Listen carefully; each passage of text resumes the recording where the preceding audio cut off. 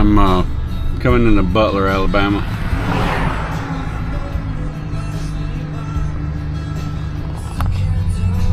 Doing some small town photography. Finished the job in Meridian last night, this morning actually. This afternoon actually. Me and Steve Butler. It's funny because Steve Butler was working with me for the past 2 days, and then today I'm in Butler, Alabama.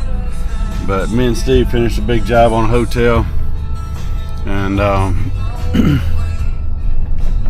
they comped our rooms for a couple nights. So I've been in Meridian for a couple nights, and now I'm in Butler tonight, staying at the Western Inn, and just checking out some of the old buildings.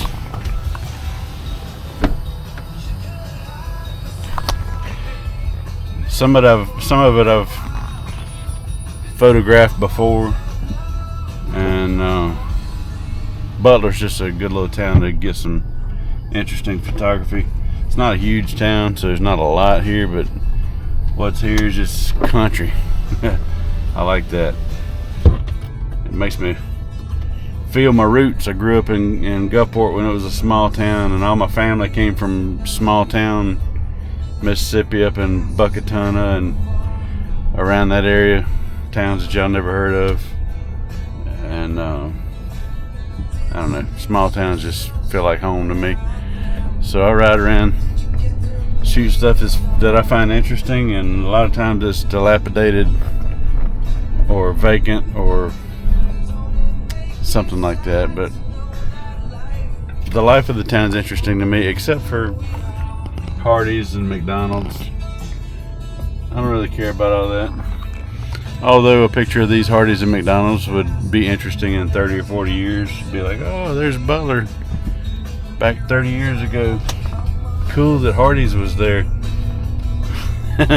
Now it's a Days Inn location or something, you know.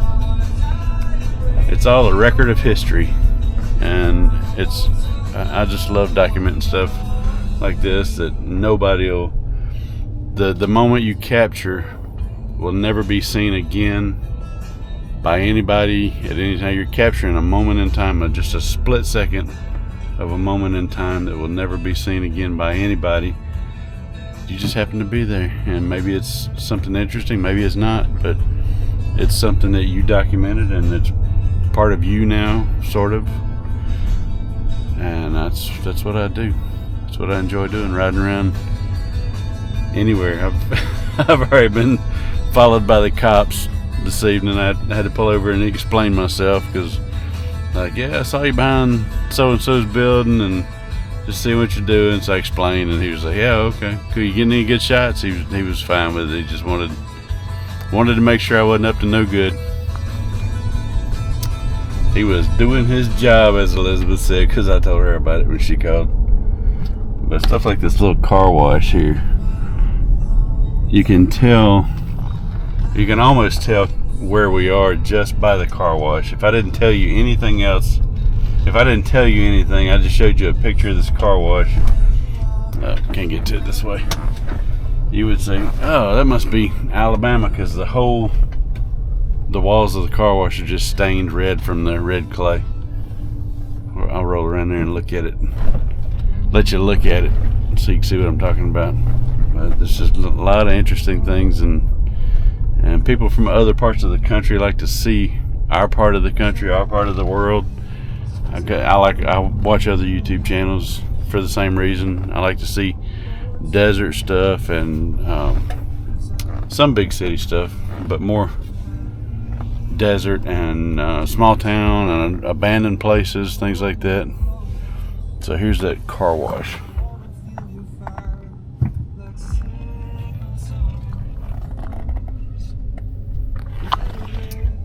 Everything's just stained red from the clay. Might make an interesting shot. Let me see if I can flip around and get a good composition on it. I do a lot of these shots from the comfort of my vehicle, because I'm so all over the place with these pictures.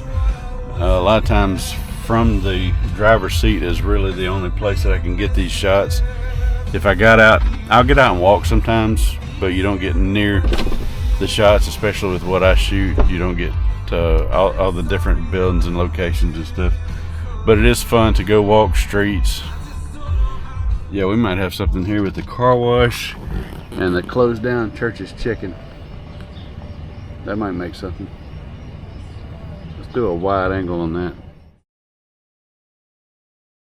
I also really enjoy candid street photography. My boy there was walking past, and I grabbed whatever cash I had. I had $4. I said, "Hey, here's $4. Go lean against that garage door there. Let me get a picture." He's like, "Okay."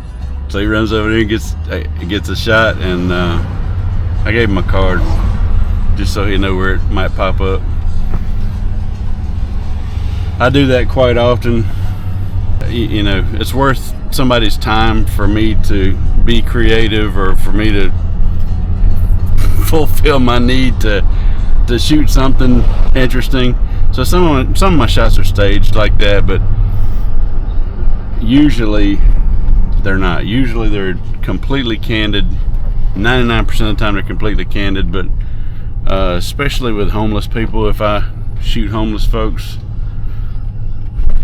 shoot pictures, not actually shoot homeless folks, but if I shoot pictures, a lot of times I give them a few bucks, just, you know, just for their time and just for their permission to use the shot. And normally they don't care, and it's completely legal to use anything like that. It doesn't matter if they gave you permission. If they tell you you don't have my permission to use that shot and I'll sue you if you use it, they don't have a leg to stand on, because it's 100% legal for you to use anything where there's no expectation of privacy. So if somebody's out in public and you shoot video or photography of them, there is nothing that they can do about it except for maybe bodily harm, or hassle you and call the cops on you, and the cops are just going to tell them, "Look, there's nothing I can do here." So if you're trying to do street photography and somebody tries to intimidate you in that way, they can't do anything to you, especially if you are not worried about getting in a fight. And that's so stinking rare. I follow a lot of street photography channels, and you know, I'm the exception to the rule. Everybody wants to try to blend in. There is no blending with me. I'm just a huge guy. I don't blend anywhere. So anytime I've got my camera up, people notice. I just have to find other ways to deal with it so that I don't look like a creep, because sometimes it can come across looking creepy if you're out shooting people and they don't know what the deal is, or why you're doing it. It can come across weird.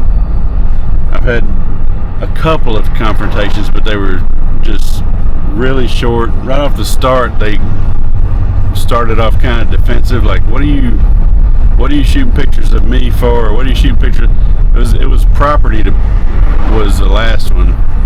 It was a piece of property with an old dilapidated house on it, and a kid just happened to be riding a motorcycle across the yard, and I let him get past before I took the shot. So the back wheel and the back of his head is in the shot, but I wasn't trying to shoot him. I was shooting an old house on the property. So I guess he was on a dead end road. I guess he went inside and told his mom somebody was taking pictures of their property, or him, or whatever. I don't know what he told her, but by the time I had gotten to the end of the road and shot a bunch of abandoned equipment, turned around and came back, and she says, she stopped me at the road. Nice lady, you know, earners, they weren't trash. She's out there in a crew cab dually $70,000 truck. "What are you doing taking pictures of our place?"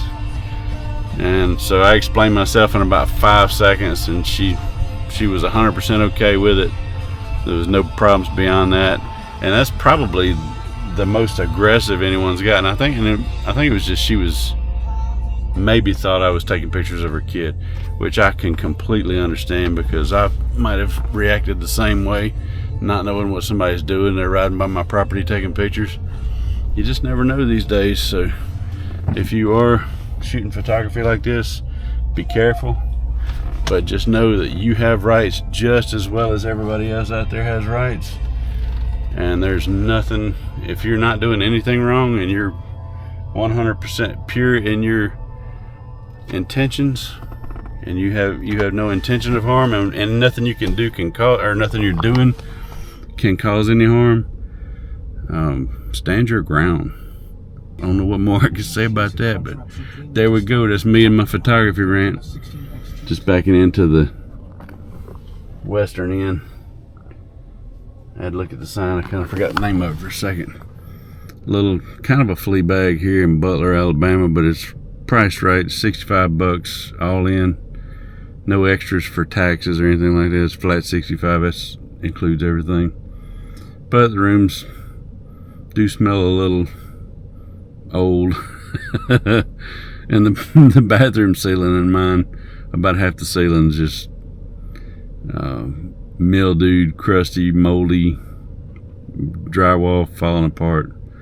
But I don't care. I'll sleep good here.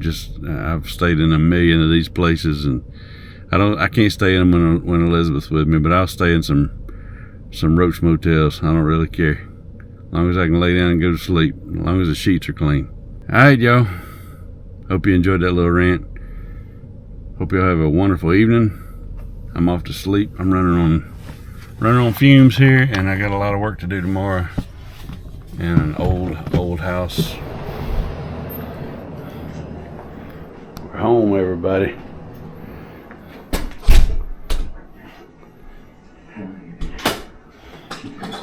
The bed's pre-tested. Not really. I was here earlier, laid down, went back out to shoot some after the sun started going down.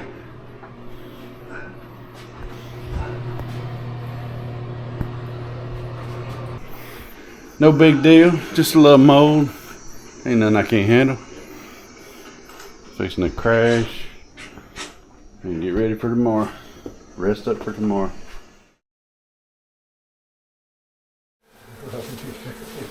I'll take a picture of it for you.